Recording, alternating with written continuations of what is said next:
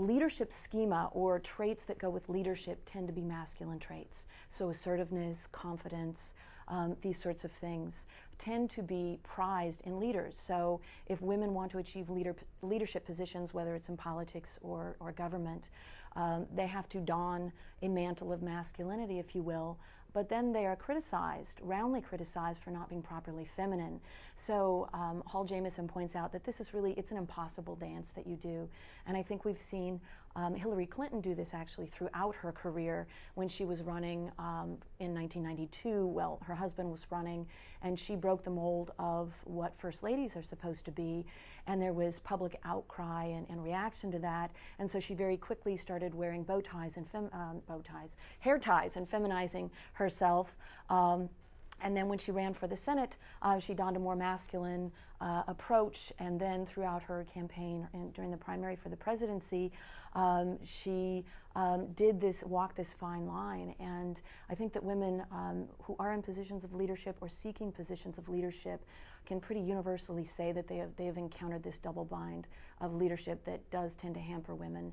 And just a last point about that, women and men both prefer female bosses, female leaders. They're more likely to think that men are better suited for it, which means that when we think of the standard leader, we still tend to think of it as this leader as being a male, the prototypical leader as being male. So when women challenge that, they're really challenging some fundamental conceptions in the American public. It's not simply running for office and gaining office. They're really pushing up against some very gendered boundaries in our culture. Do you think if Hillary Clinton had been Harold Clinton, that she might have won the nomination?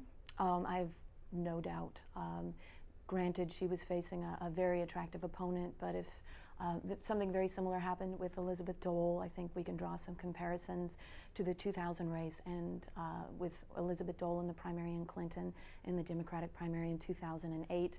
I did an analysis of media coverage of both of the candidates, and I found the exact same thing, that starting with Elizabeth Dole, the press gave her less attention, less coverage than her male competitors, and if you remember the race, she was number 2 in the polls throughout all of the early part of the primary.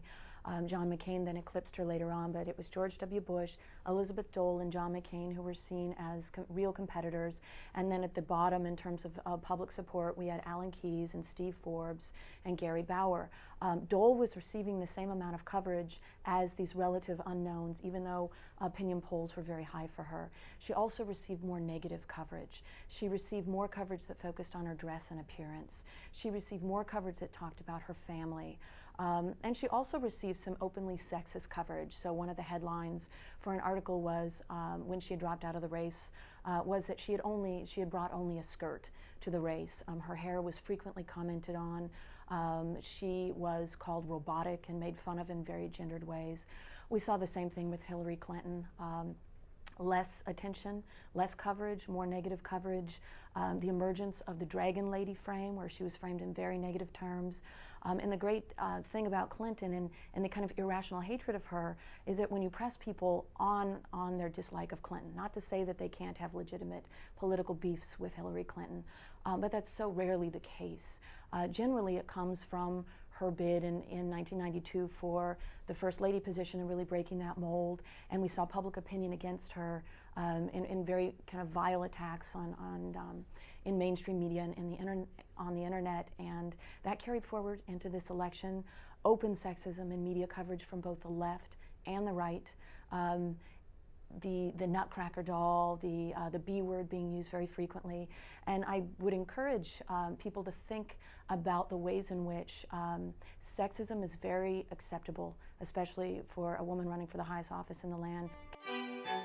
This excerpt is brought to you by the Massachusetts School of Law, the leader of reform in legal education and a leader in multimedia education for the public.